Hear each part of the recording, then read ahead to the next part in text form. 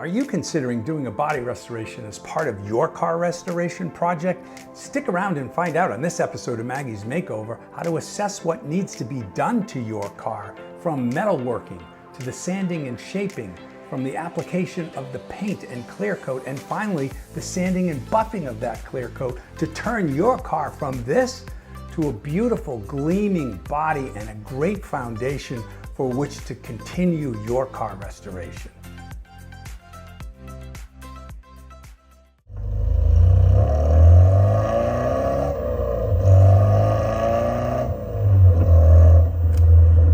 Welcome to another episode of Maggie's Makeover.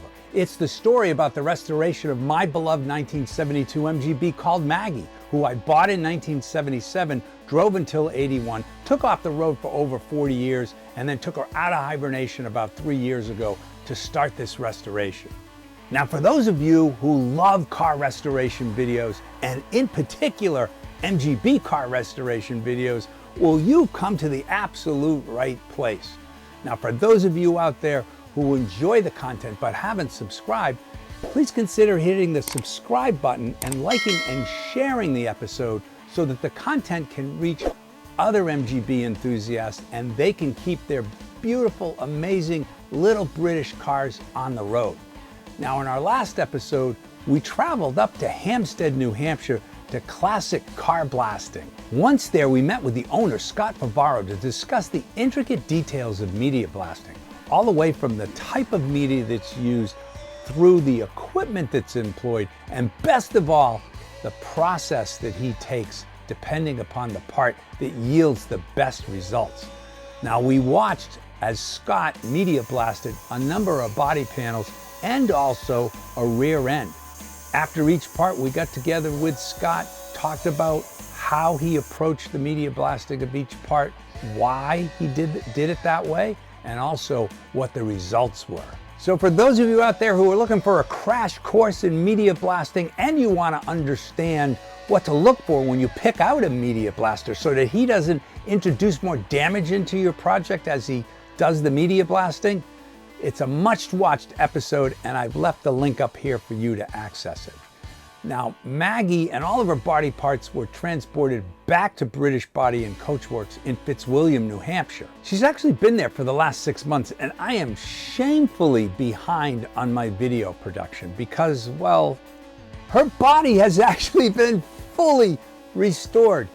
I mean, I can't put into words what I felt when I walked into that room and I saw my 50-year-old car, whose body was fully restored. I mean, she looks like a brand new car. I mean, in fact, she's actually better than a brand new car. Now, I live about an hour away from the body shop, and over the course of those 6 months, I was able to take 12 trips up there to see her transformation as she went through the restoration of her body. Now, thankfully, Mark LeBlanc of British Body Coachworks, the owner, allowed me access to the people who are actually doing the work. He allowed me to bring the video cameras in there and talk to the actual people who were doing the work, talk about what they were doing, how they were doing it, and why they were doing it that way. And over the course of the next 5 episodes, I'm going to share that story with you. I am so excited to do that. So in the first episode, we're going to do a level set post-sandblasting on what Maggie's body looks like and what's going to need to be done during the restoration. The second episode is going to be about all of the metal work that Maggie has to undergo to get the body right. The third episode will be Maggie being put back together, the shaping primer applied, and how she was sanded to have her lines perfectly straight, and preparing that surface for the paint. The fourth episode will be, you guessed it, the painting of Maggie's body. I actually put 2 GoPro cameras into the spray booth, and so you're going to see that beautiful British racing green being sprayed on Maggie, as well as the clear coat. And the 5th episode is going to be the sanding and buffing of that clear coat to get that mirror finish. So in this first episode, we're going to go up to British Body Coachworks. We're going to talk with Mark LeBlanc. We're going to do a walk around on that car, and he's going to fill us in on just what's in store. We're also going to meet one of the gentlemen who's actually going to be playing a pivotal role in Maggie's body restoration, a gentleman by the name of Moe DuPuis. He's a very interesting guy, and I think when I interview him, you'll figure out why. He's the right guy to actually be doing this restoration. So without further ado, let's get in the truck and let's head up to British Body Coachworks in Fitzwilliam, New Hampshire.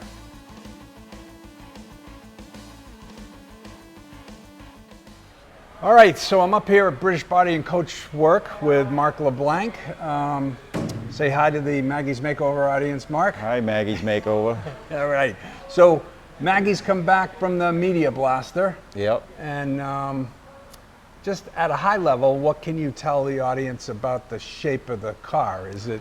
Overall, it's in pretty good shape. It had some dings and dents. Rust-wise, it wasn't totally bad. The usual, the floorboards need to be replaced. We cut out and repaired this. Normally, this is rotted right up to the rocker panel. This one was in pretty good shape. Okay. And you said the floorboards floorboards are peppered with holes. You can see the holes here and up there, and both sides are the same. So we'll completely replace both floorboards. Okay. What were some of the other areas? Other areas here, it's been patched here. There's an old repair here, and you can see the rust there. So we'll cut this out, and you can buy a patch panel for this. Okay. So we'll reinstall that. If we find any rust underneath it, we'll repair that before the patch panel goes on. Great. And you can see the repairs done to the quarter panel here where it was all dented. And so you were able to pull that. We straightened it all out as best we can, and then we smoothed it out with a little bit of filler. Okay. And what else did you find? And basically dings and dents all over the place. A little bit here on the rear body panel was pretty beat up. A little bit here where the factory puts them together. There's usually lead in there, and the sandblaster takes off some of the lead, so we have to smooth that out a bit. Okay. And then on this side, I don't believe we've done much on this side. We've got the same kind of damage on this side as we had on the other side, just a bunch of dents. Yeah. And then the dog legs on this side, you can see it's all rotted. So we'll do the same thing. We'll cut this out, repair anything underneath it, and replace that. And you said the floorboards. And the floorboards on this side is the same way. You can see all the holes in the front. And so now, do you do the sort of this front section here? Do you take these? No, we'll do the whole section. So you take these out, from front to back. Yeah, from front to back. It's one piece. Okay. And the rest of the interior? The rest of it doesn't look bad. There's a few little cracks here and there, but for the most part, it's in pretty good shape. Yeah. And how about on this same side thing here. We had cut this out and repaired that. So you put new pieces of metal welded? We did, yeah. There was holes in it right there, so we redid that, filled it a little bit. None of this shows once the fender's on, but we like to have it look original. And then underneath the fenders in these areas? It's all in fine shape. Normally these cars are rotted all in here, all underneath in here, and these are really solid, so we didn't have to do any repair there.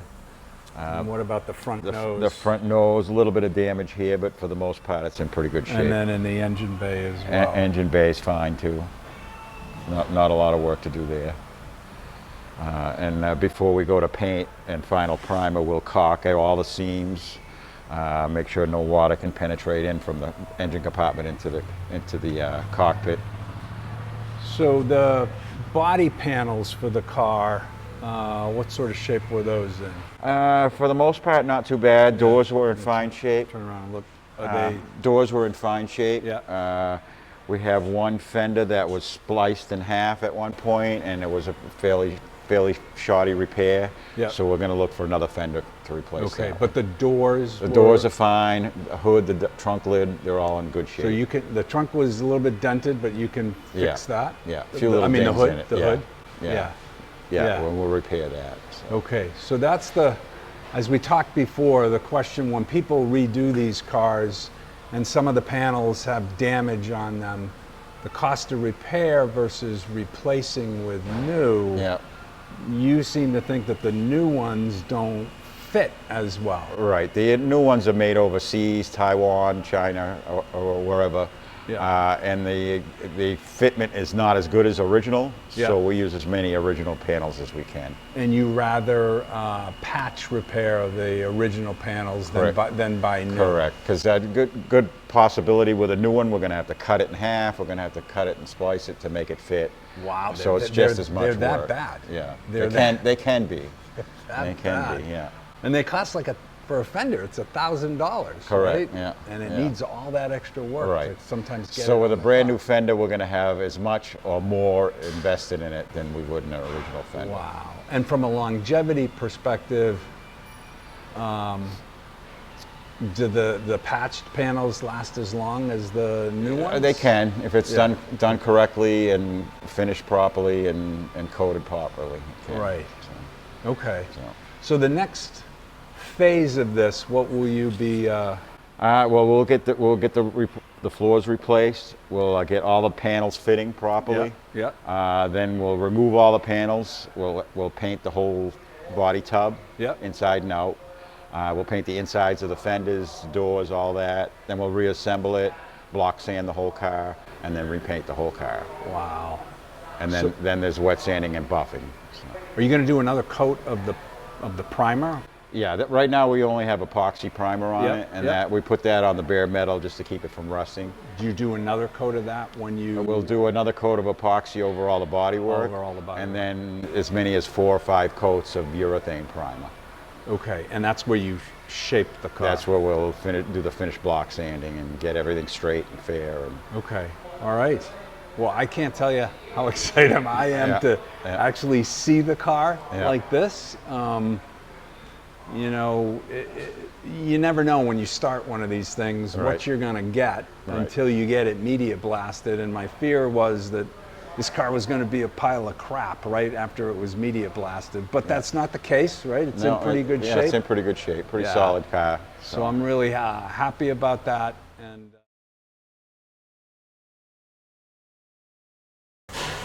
all right, so I'm here with Moe DuPuis, British Body Coachworks, and you know, when Mark says we're going to do this and we're going to do that on the car, it's actually people like Moe who get that work done, the true craftsmen. And so, Moe, thanks for taking the time to explain what you're doing. And you've been doing this how long? I started farting around with it when I was 15. Okay. And I enjoyed it. And how old are you now? 70. Okay, so there you go. I think we got the right guy for the job. Well, I have also a passion for British cars. Yeah. And I have 2. And what are I've they? known Mark for 10 years. I have a 79 MGB that's been modified, and I have a 69 Austin Healey Sprite square body that's been modified. Nice. I love British cars, but I'm a little bit of a hot rodder at heart, so I modify my cars, but I have fun. So you know MGBs sort of inside and out. I've done full, both my cars I did almost everything, except for electrical. I'm not an electrical guy. Yeah. I have a friend that is, and he's helped me out with the wiring. Yeah. But everything else I've done. Tear them down, repair them, paint them, put them back together. All right, so I think we have the right guy working on this car. Moe, thanks for taking the time to speak with us today and tell us what you're doing on Maggie's We'll make it pretty again. Greatly appreciated. All right, thank you. All right, so this is one of Moe's cars, and it's a very unique car. Moe, take us through sort of the history of this car and what you've done to it, because it doesn't look like it's a standard car. It's slightly modified. It's a 1969 Austin Healey Sprite. I put a 3.4 liter Chevrolet V6 in it. In this car, and I'm running a 5-speed and a shortened Camaro rear end in it. In this car? In this car. And what's the horsepower on this, you think? Approximately 180 horse. Oh my God. In a car that weighs? I'm guesstimating at this point probably 1,750 pounds. Wow. Yeah, originally probably about 1550-ish. Yeah. This thing must just bat out of hell. You can get around things if you need to. So what's the, let's look underneath the hood.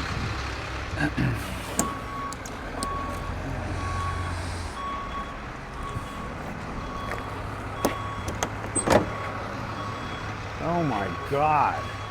How did you package that in there? With extreme difficulty. I basically had to modify almost everything underneath this car to make it fit. Wow.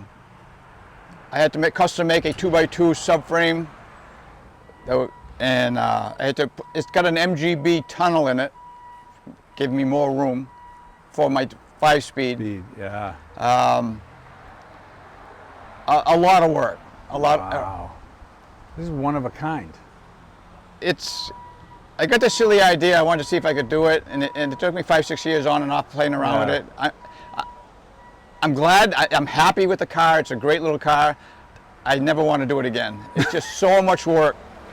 But the finished product it's fun. That's amazing. Oh, you've done some nice work inside here as well.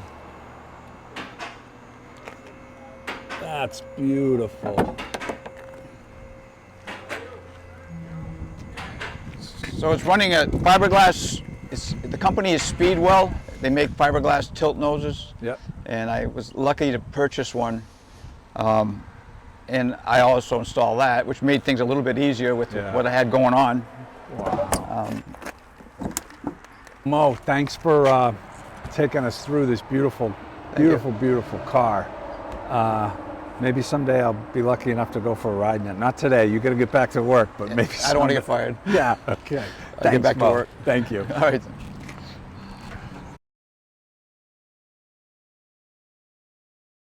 Now, for those of you who like the content, please consider is consider even a word?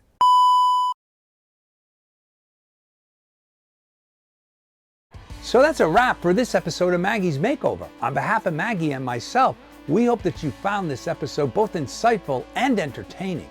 Now make sure you tune in for our next episode where we're going to dig into the details of the foundational metalwork that had to be done as part of Maggie's body restoration.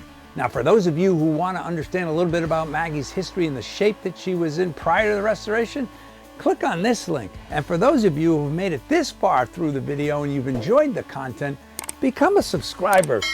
Smash that subscribe button. Either way, thanks for joining us. Until our next episode, happy motoring.